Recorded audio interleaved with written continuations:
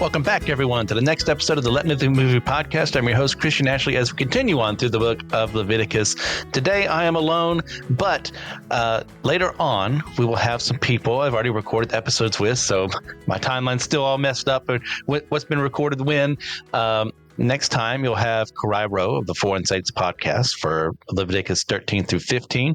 Then after that, Joshua Knoll of Too Many Podcasts to Name will be with me for Leviticus 16 through 18.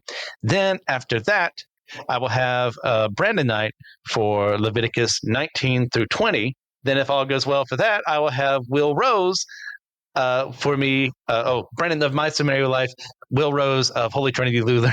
I almost said Baptist Church. That's completely wrong. Holy Trinity Lutheran Church. And the homily for 21 and 22. So there'll be more after that. I think Joshua has one more after that, and then we'll be done with Leviticus for that part. So without any further ado, we're going to get into Leviticus 9 through 12 today, starting with verses 1 through 11. On the 8th day, Moses called Aaron and his sons and the elders of Israel, and he said to Aaron, "Take for yourself a bull calf for a sin offering and a ram for a burnt offering, born without blemish, and offer them before the Lord. And say to the people of Israel, take a male goat for a sin offering, and a calf and a lamb, both a year old, without blemish, for a burnt offering, and an ox and a ram for peace offerings to sacrifice before the Lord, and a grain offering mixed with oil, for today the Lord will appear to you." And they brought what Moses commanded in front of the tent of meeting, and all the congregation drew near and stood before the Lord. And Moses said, "This is the thing that the Lord commanded you to do, that the glory of the Lord may appear to you." Then Moses said to Aaron, "Draw near to the altar and offer your sin offering and your burnt offering, and make atonement for yourself and for the people, and bring the offering of the people, and make atonement for them, as the Lord has commanded." So Aaron drew near to the altar and killed the calf of the sin offering, which was for himself. And the sons of Aaron presented the blood to him, and he dipped his finger in the blood, and put it on the horns of the altar, and poured out the blood at the base of the altar. But the fat and the kidneys and the long lobe of the liver from the sin offering he burned on the altar, as the Lord commanded Moses. The flesh and the skin he burned up with fire outside the camp. Now that the initial services are done, Aaron and his sons must take over the leadership of the priesthood. Aaron is going to start off faithfully in conducting sacrifices for the priests first, and then the people later on in this chapter. This is because of the faithfulness of God's kabod. I'm pretty sure we brought this up earlier. That is his glory that will be felt by the weight of his presence, which will be with Aaron and his priests. It is always a wonderful thing to be in the presence of his presence. And the priests would be closer than most because of their holy duties. However, you and I are his priests now, as part of his kingdom of priests. So we should seek this weight as well. We should seek to feel him wrap himself around us so that we can experience him and bring others to experience it as well. Do you not know how good it feels in those moments when I have felt that weight upon me? It wasn't me. It wasn't just a psychosomatic experience. It was actually feeling God's presence around me and like consuming me, and like, the way that, the Force is described in Star Wars, but actually real and wonderful and loving. That's what we should seek after. It's a lot harder in those moments to go away from God. It's a lot harder to experience things of evil. So we need to be mindful of that, just thinking through it. And we'll go from there to verses 12 through 24. Then he killed the burnt offering, and Aaron's sons handed in the blood, and he threw it against the sides of the altar, and they handed the burnt offering to him, piece by piece, in the head, and he burned them on the altar. And he washed the entrails and the legs, and burned them with the burnt offering on the altar. Then he presented the people's offering, and took the goat of the sin offering that was for the people, and killed it, and offered it as a sin offering, like the first one. And he presented the burnt offering, and offered it according to the rule. And he presented the grain offering, took a handful of it, and burned it on the altar, besides the burnt offering of the morning. Then he killed the ox and the ram, the sacrifice of peace offerings for the people, and Aaron's sons handed in the blood, and he threw it against the sides of the altar. But the fat pieces of the ox and of the ram, the fat tail, and that which covers the entrails and the kidneys and the long lobe of the liver, they put the fat pieces on the breasts, and he burned the fat pieces on the altar. But the breasts and the right thigh Aaron waved for a wave offering before the Lord, as Moses commanded. Then Aaron lifted up his hands toward the people and blessed them, and he came down from offering the sin offering and the burnt offering and the peace offerings. And Moses and Aaron went into the tent of meeting, and when they came out, they blessed the people, and the glory of the Lord appeared to all the people. And fire came out from before the Lord and consumed the burnt offering and the pieces of fat on the altar. And when all the people saw it, they shouted and fell on their faces. Now, what we see here is that transition of power between Moses' time as essentially the high priest of the people without actually having that title. That's gone. It's over. And now Aaron commands the role, for better or worse. Aaron's just a man, just like Moses was just a man. They'll make their mistakes. They'll make their intentional sins along the way. But in light of this, there are times in ministry when we must step down and let someone that God has made more qualified to the role take charge.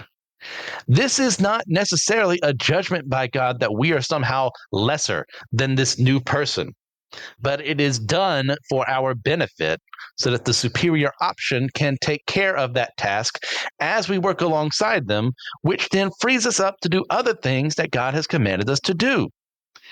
Never see being replaced as a slight by God unless there is some massive unrepentant sin that hasn't been dealt with in our lives. In that case, make things right with him and repent and then go where he says to go. Right here, Moses steps down. It is not his job to be high priest, even though that afforded even more glory and power to him. But he got rid of it. He gave it to someone else because that person needed to do the job. And we need to do the same. What we also need to do is respond to God as the Israelites did. They saw the glory of the Lord and they shout out and fell down in reverence after seeing the fire consume the offering. This is the proper response to witnessing the power of God. We need to have a righteous fear of God and his awesome almighty power that makes us want to move and declare that he alone is God. But Christian, why should I be afraid of God? Isn't God love? Yes. But God is also power. God is also wrath. God is also judgment. And in light of those things, amongst his mercy, his grace, his love, there are also aspects of God that make us fearful of him. Not in just checking behind our shoulder every time we do something, but in a no, there is a respect, a reverence that comes from that knowledge that I am nothing compared to him, that he is so much more than me. And if he wanted to, he could blight out my life without a second thought.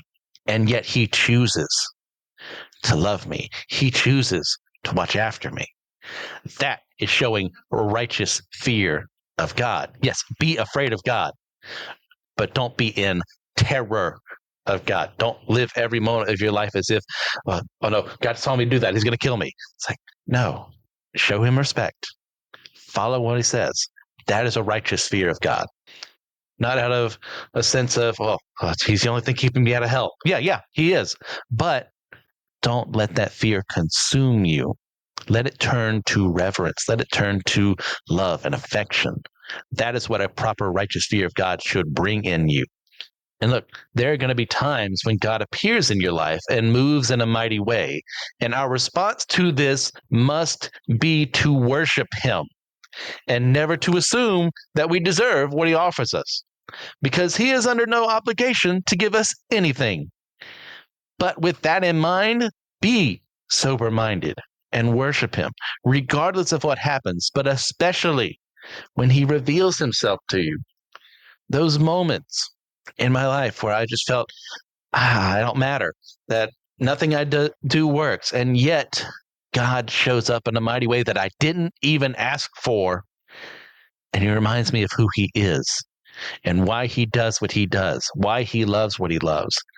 In times when I've gotten money from people I hadn't even asked, and I needed it, and God stirred their hearts to bring it to me.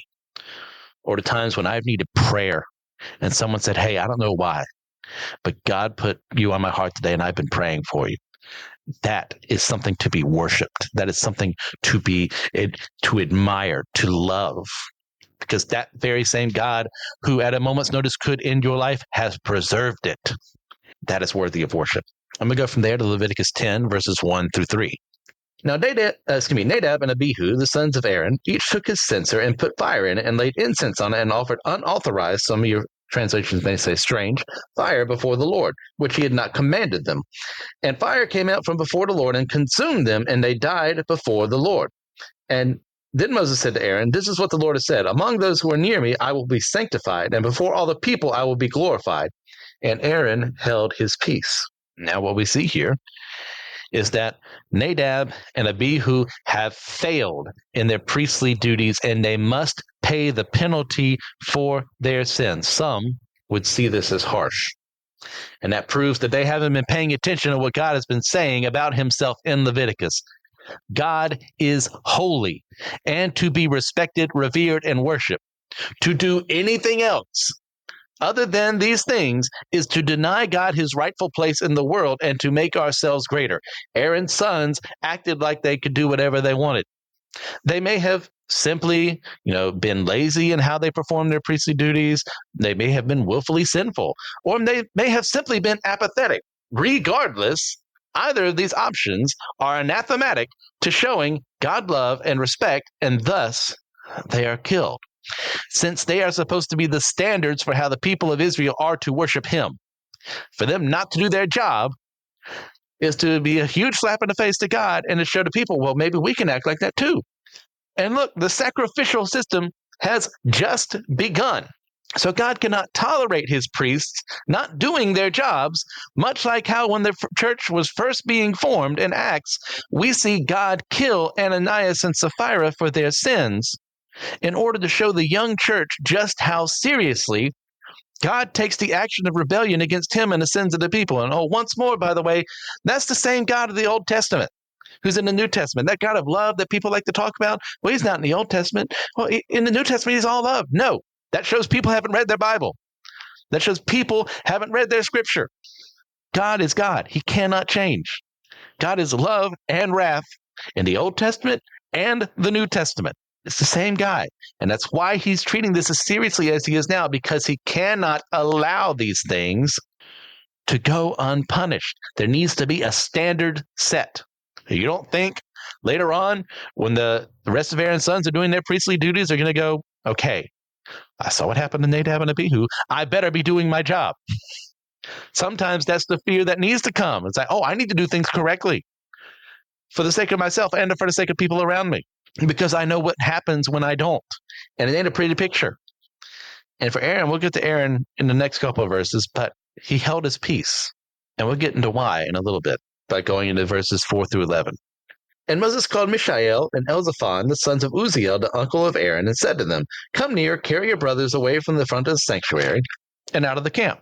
So they came near and carried them in their coats out of the camp as Moses had said. And Moses said to Aaron and to Eleazar and Ithamar his sons, "Do not let the hair of your heads hang loose, and do not tear your clothes, lest you die, and wrath come upon all the congregation. But let your brothers, the whole house of Israel, bewail the burning that the Lord has kindled. And do not go outside the entrance of the tent of meeting, lest you die, for the anointing oil of the Lord is upon you." And they did according to the word of Moses. And the Lord spoke to Aaron, saying, "Drink no wine or strong spirit, you or your sons with you, when you go into the tent of meeting, lest you die. It shall be a statute forever throughout your generations. You will distinguish between the holy and the common, and between the unclean and the clean. And you are to teach the people of Israel all the statutes that the Lord has spoken to them by Moses." After the death of their brothers and his sons, Aaron and his sons are forbidden to mourn, because they cannot be seen as approving of the actions of Nadab and Abihu. It may seem cruel, but this was necessary to steel their hearts towards proper service to God.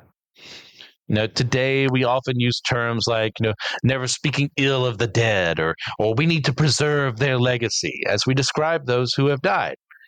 Now, this is something we need to navigate well and with sober-minded wisdom.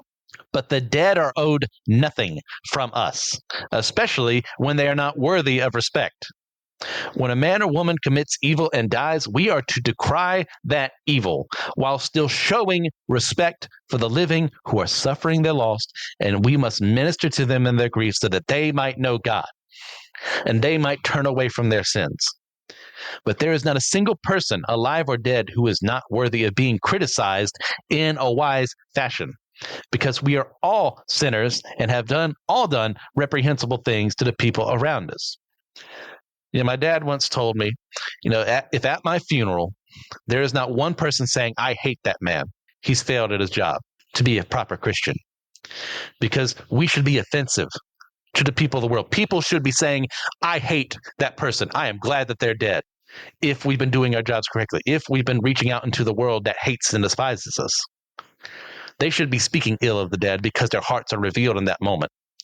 That's why, when certain popes die that have actually been doing their job and people talk out against them, they're just revealing their evil hearts. And when certain pastors die and they've been doing their job and people are talking against them, saying, I'm so glad they're dead, that pastor did their job.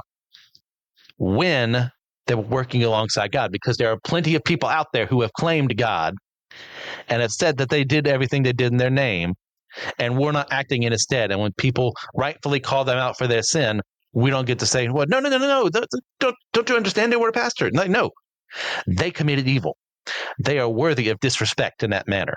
But to the people who are worthy of respect and are yet not being respected by the world, that is a tremendous blessing, because they were doing their jobs. They were confronting a world with their sin, and the world lashed back. That is an example of being a good person who is called out by the evil of the world for being good. That's what I hope happens at my funeral. That there are enough people out there who said that man, he followed Jesus with all his heart, and he said all these things. He said that these people were sinners and that they needed to repent, and he's just a hypocrite and evil. And that's not being true. If it's true, then there's something I need to do about my life. I needed to have done before then.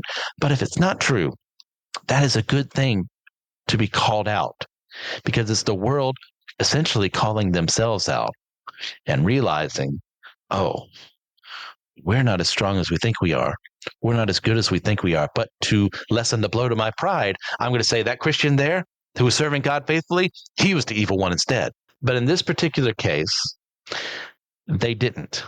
And so we shouldn't show them that same kind of love and affection. We should call out their sin. Nadab and Abihu did not do their job.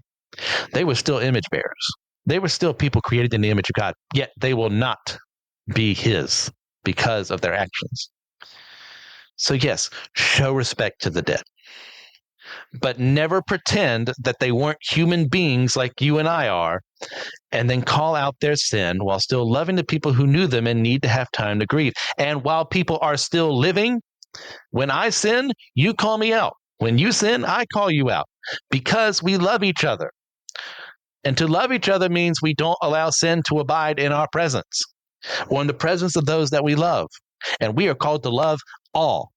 So that means there's going to be people out there you talk to who are going to get angry at you because you rightfully called them out on their sin. And they're going to hate you to the end of the days and never make a change. Yet, we did our job in a loving manner, calling out sin. There's a very definitely wrong way to call out sin in pride and hypocrisy, but there's also a right way to do it. So this idea of showing respect to the dead, there's a way to do it, but you got to do it well.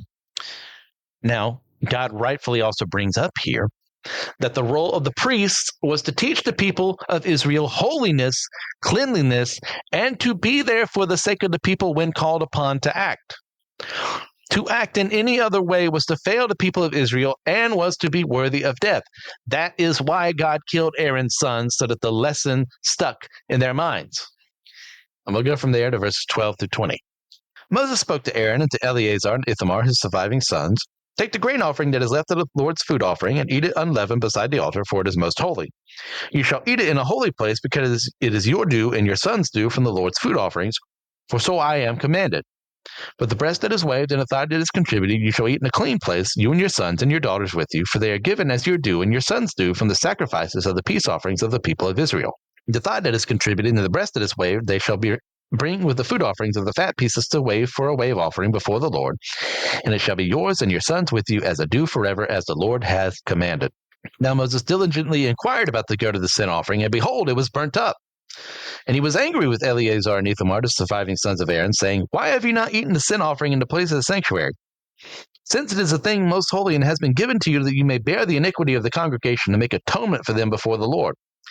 Behold, its blood was not brought into the inner part of the sanctuary. You certainly ought to have eaten it in the sanctuary as I commanded. And Aaron said to Moses, Behold, today they have offered their sin offering and their burnt offering before the Lord, and yet such things as these have happened to me. If I had eaten the sin offering today, would the Lord have approved? And when Moses heard that, he approved. There's a lot going on here. So compared to their unrighteous brothers, Eleazar and Ithamar don't fully commit to their roles and that they're supposed to eat the food, but in this specific circumstance, they are under immense stress, and Aaron was rightfully able to point out that this day in particular was not the right day to offer sacrifices, thus saving his sons' lives by showing his fear of God. This helps to quell Moses' anger and make him realize his fault in allowing this to happen. It also appears that the family was fasting as they reflected on the deaths of their brothers, thus showing their respect to them, but far more respect was shown to God, who had worked over that situation through this. So there's something to be said here about when you're working in ministry and you suffer a loss. Take your time to do things well. Get your mind right. Fast. Get away from people. Because if you don't do these things, you're going to neglect your duties, and it's going to look like you're not doing them well. Or you may do what you're supposed to be doing, but your heart may not look like it's in it. So to prevent that, get away. Fast. Think about things so that we don't make a terrible account of ourselves to the people we're serving. And we'll go from there to chapter 11, verses 1 through 8. And the Lord spoke to Moses and Aaron, saying to them, Speak to the people of Israel, saying, These are the living things that you may eat among all the animals that are on the earth. Whatever parts the hoof and is cloven-footed and chews the cud among the animals, you may eat. Nevertheless, among those that chew the cud or part of the hoof, you shall not eat these. The camel, because it chews the cud but does not part the hoof, is unclean to you. And the rock badger, because it chews the cud but does not part the hoof, is unclean to you. And the hare, because it chews the cud but does not part the hoof, is unclean to you. And the pig, because it parts the hoof and is cloven-footed but does not chew the cud, is unclean to you. You shall not eat any of their flesh, and you shall not touch their carcasses. They are unclean to you. Now here we go into the dietary laws of Israel. There's going to be tons of speculation for why certain things are the way they are. The simple fact of the matter is we don't know everything because we are missing part of that cultural context for why some of these things are unclean, why they're not clean, why they are clean. I will do my best to give what other scholars have said, but understand we don't have the definitive, here's the answer at the back of the book to the question for some of these. And throughout this chapter, we're going to see God's instructions on what Israel can and cannot eat. Part of it will be designed to keep them healthy, and other parts are harder to parse, and like I said, may have no other answer than simply, God said so. Both are equally true and equally valid. God says to do something, I don't get to say no. I say, yes, Lord. This list also isn't intended to reflect modern classifications of species because Linnaeus wouldn't come around until the 18th century. So be mindful of that when mammals and fish are on the same list, like we see, like the fish of the sea and whales and dolphins and stuff like that. And we'll also see birds with bats, who, by the way, are not the same type of species. So the reason this happens is because to the people at that time in history when this is being written down, they didn't always see the differences. They saw a bat flying in the air, assumed it was a bird, because they are not scientists. They did not look and say, oh, it's got fur. Oh, that makes it, but it's able to fly. I guess it makes it a flying mammal. Because modern animal biology would not exist for quite some time. So the text is written to them in language that they can understand. So just be mindful of that as we go forward. Now, we see the herd animals like cows, which eat the cud and have the cloven foot and all that, they are able to be eaten because they are extremely useful to the people. And the cows, goats, sheep, so on and so forth, because they provided things like sustenance, food, milk, clothing from the wool, and profit when they're sold. So they were to be clean. Thus, they are to be eaten. Now, animals like the camel, rock badger, and rabbits, some people would argue since the animals before were vegetarian, that means they had a healthier diet and were a lot better to be eaten by people because there's less risk of a parasite coming through. And there's a logic behind that. But these animals themselves also are vegetarian. So even though that would be a reason to eat them in some people's minds, they're forbidden to be eaten. For the most part, we have no idea why specifically they're forbidden to be eaten. So it's simply lost to the ages. I know that if you have a diet like I think some fur trappers back in the 1800s would have like diet solely of rabbit because that's like the easiest thing they could catch, but they were so malnourished because there wasn't enough nutrients in that rabbit to sustain them. I think there was some vitamin A or D deficiencies that came as a result of that. I'd have to look it up again. So maybe that might be a case. It's like, hey, if you seek after these, and that's assuming that's the only thing they have, though. So who knows is my answer to that question. Now, pigs, on the other hand, while immensely satisfying to eat now in this modern age that we're no longer under the law, were seen as unclean and filthy because of how they lived in the mud and how they ate pretty much anything that came their way. You true crime enthusiasts out there, you know, you throw anything to a pig except I think the teeth, and they will eat it. And that's why people have used them multiple times over for that. Pigs are filthy animals. And it is only because of modern ways that we can make things safer to eat that it is good to eat them. Because of their diet, they were massively susceptible to being, attacked by tapeworms, which then consumed in poorly cooked pork could lead to a transfer of the tapeworm to the eater and ruin their life as a result. Tapeworms are something, thank God, and other worms as well, I can't think of off the top of my head, but they would just infect people. And I know in the American South, until it was either Rockefeller or Carnegie, I can't remember off the top of my head, introduced an entire program to prevent, because let me rephrase this. There used to be people just not wearing shoes while they worked in the South. And as a result, worms would get into their feet, mess them up, this parasitic relationship. It was noted to cause a drastic decrease in intelligence. But there was an effort made by one of those billionaire philanthropist families. It was Carnegie Rockefeller, one of them, and basically eradicated them because it's not good for you to be infected by something like that. Human beings aren't meant to have that happen to them. So God, in his wisdom, knowing what pigs are going to do and knowing the poor, dining habits of the people and knowing they wouldn't be as careful as they needed to be, forbade them from eating pigs. Pigs are not some inherently evil creature.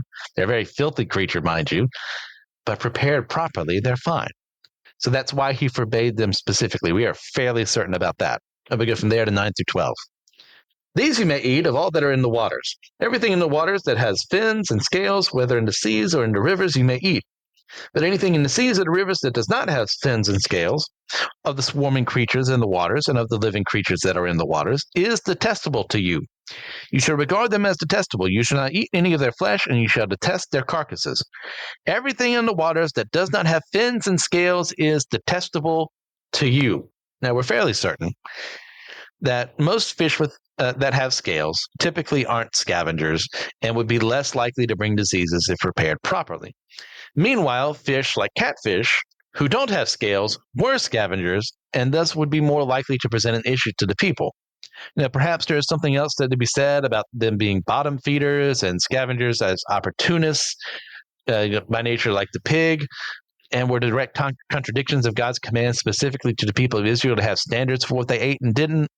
I've seen arguments made that way. I'm not going to take a bullet for it. I just wanted to present it to you.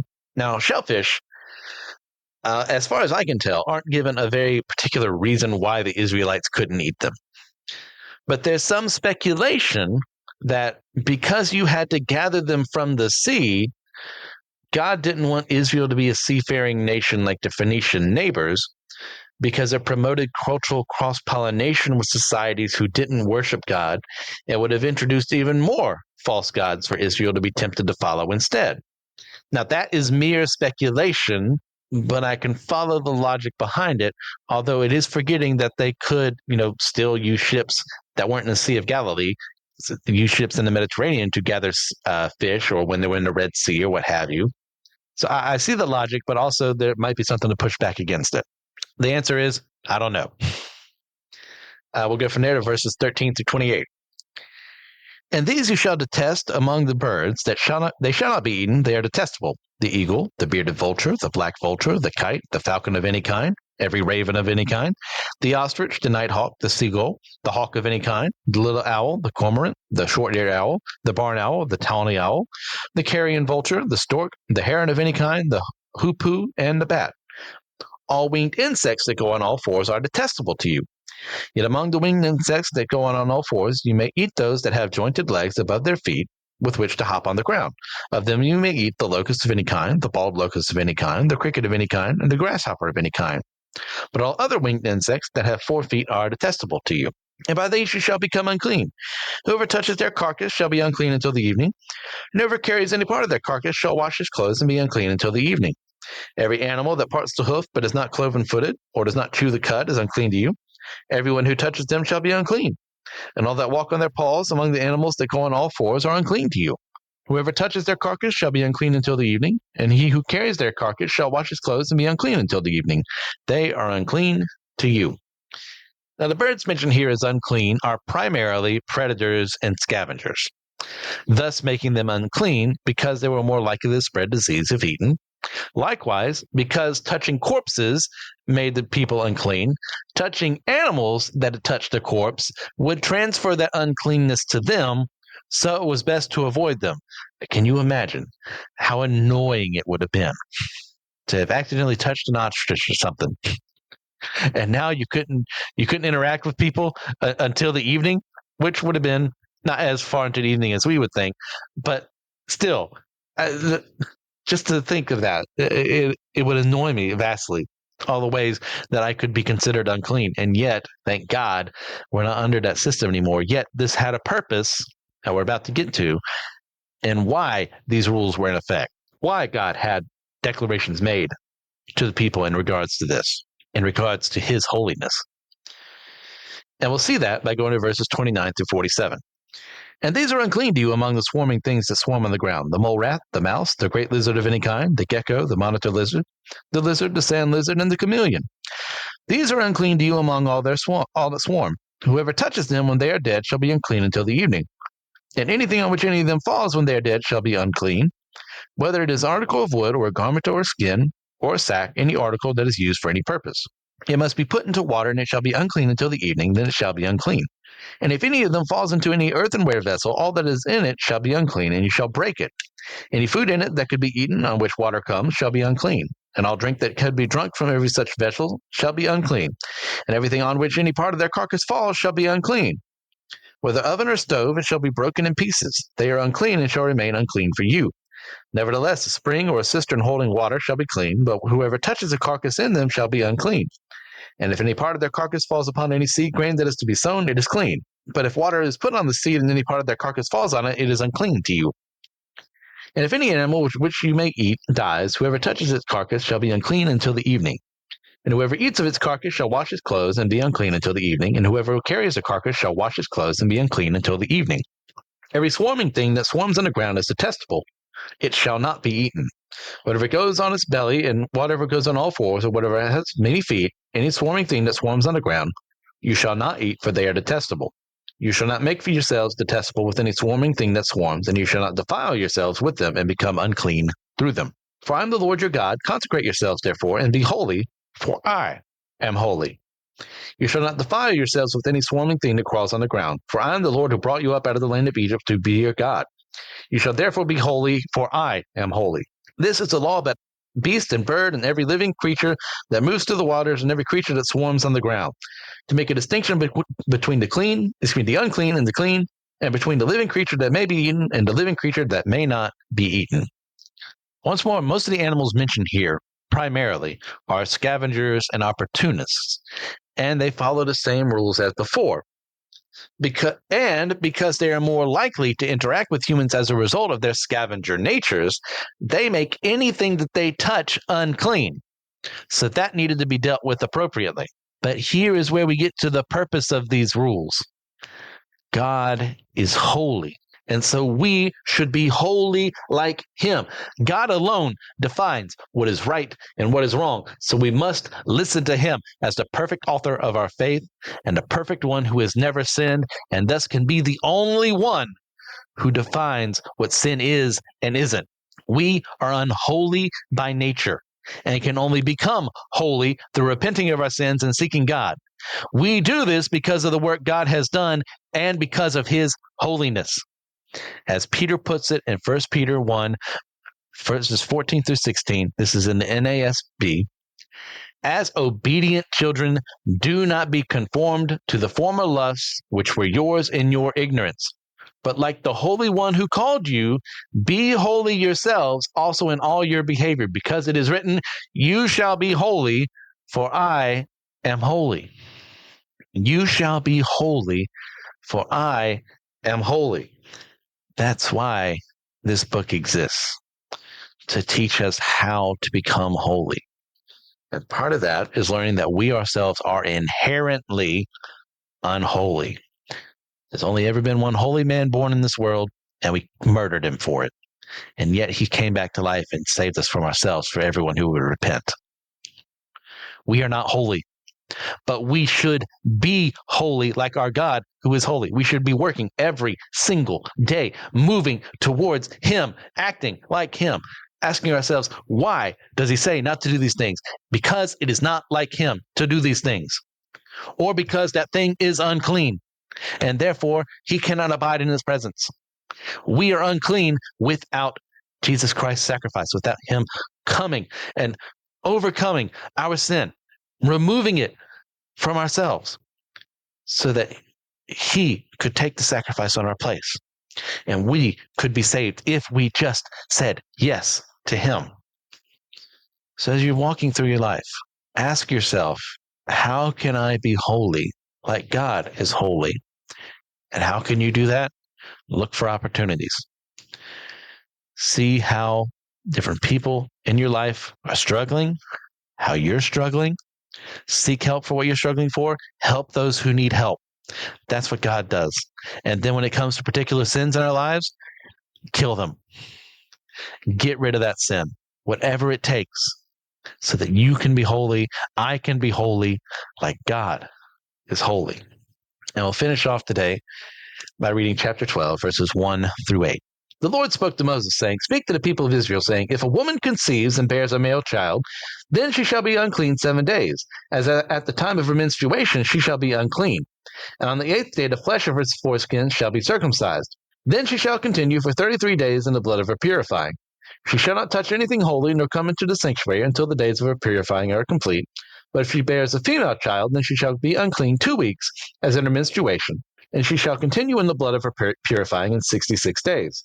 And when the days of her purifying are complete, whether for a son or for a daughter, she shall bring to the priest at the entrance of the tent of meeting a lamb a year old for a burnt offering, and a pigeon or a turtle dove for a sin offering.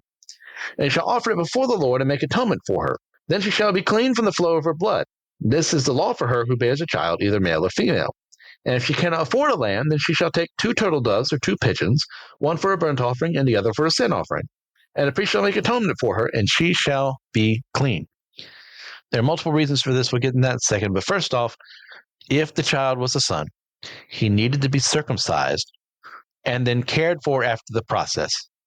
This was an outward sign of the ideal that he was to be God's man through and through. That's why they practice circumcision. That's why some Christians choose to do that. It is not a requirement, but some choose to do it anyway as an outward sign of what they hope their child will be, their son will be. Because we are called to be spiritually circumcised in our hearts. We are called to show the world that we are different from them. We are separate from them, yet we want them to bridge the gap. We want them to come to our side. We want them to be spiritually circumcised as well, to remove the sinful nature of their past self and become like him as we are moving towards that holiness ourselves, as imperfect as we are. Now, in regards to the women here and the girls, this is not based around the idea that women are somehow more inherently evil than men, but instead is due to the process of birth being something where there needed to be a time when a woman is cared for and protected alongside her children, whether they be male or female. There's some speculation as well that the reason girls are looked after even longer is because in a male-dominated society, the men wouldn't stick around them that often. I don't know I'd stand by that idea, but I did see other people bring it up, so I wanted to bring it up to you so you could consider it for yourselves. Now, that the female child takes twice as long to be purified as the male is meant to be a call forward to the days later on when she will have children of her own. The simple fact of the matter is that as human beings, we are inherently unclean, and something must be done to make us clean again. God brings this up even in a wonderful thing like childbirth to make us realize that even in the wonder of new life and that child's mother are still sinful human beings from the moment we're born, and atonement must be made even for the newest sinner on the planet. The process makes the mother unclean and the child unclean. So they need to have a way to make things right because we are unclean. And that is why I find it very hard to believe in any idea, and there's a purpose to this, I promise, that Mary herself was never unclean and sinful. Because as we see her doing these very same things, as we covered before in Luke, chapter 2, verses 22 through 24, this time in the NLT, then it was time for their purification offering, as required by the law of Moses after the birth of a child. So his parents took him to Jerusalem to present him to the Lord. The law of the Lord says, if a woman's first child is a boy, he must be dedicated to the Lord. So they offered the sacrifice required in the law of the Lord, either a pair of turtle doves or 2 young pigeons. What's happened there? Oh, exactly just that. Mary had to undergo these very same things because she herself was a sinner, like every other woman on the planet.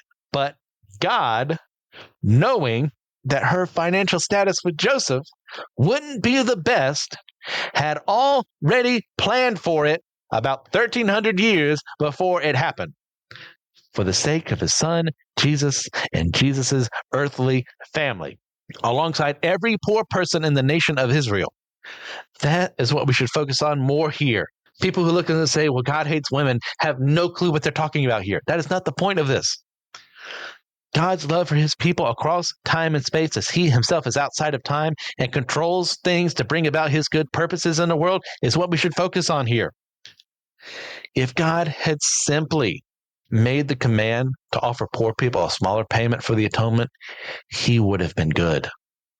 But the fact that he does it, knowing his son Jesus will be born into the world lowly and poor to help associate with our weaknesses, to help understand our weaknesses, shows us how he views us and watches for us and over us. That is something to be praised. This is an 8-verse chapter. And yes, chapters were added way later on, but you look at where it's in between.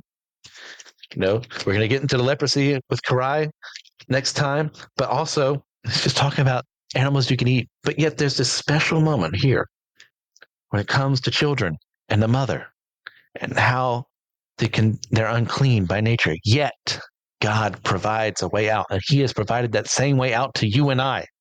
We are unclean. We are unholy. We are sinful. And yet that same baby born into the world lowly and poor came for the sake of you and I, so that we could be his forever. All we have to do is say, yes, Lord. So think about that. If you're out there and you don't know, here's your altar call. It'd be quite the distance for some of you coming all the way to Louisville for it, but hey, I'm open ears. That's why we got the email. I'll get to that in a second. But not to just be, childish about it. Like, look, if that's something on your heart, think about it. Pursue it. It is good to have that on your heart. It is good to realize I am unholy, but God, as I pursue him, makes me holy. And with that, thank you all for everything that you guys do. Please, if you get a chance, leave a 5-star review in your podcasting platform of choice to help us with the ratings there. If you're interested in my own fiction writing, you can find my works at starvingwritersguild.com or on Amazon by searching for the name MC Ashley. If you're all interested in some further solid studies into the Bible and its teachings, then check out the other members of the Anazal Ministries podcasting network. You can find me specifically on Systematic Ecology, Why I Don't Like, Friday Night Frights, and Some Joyful Noises. Contact me at letnothingbeviewpodcast@gmail.com. I'd like to extend a special thank you to Joshua Knoll for the editing that he does and the free music he adds to the podcast.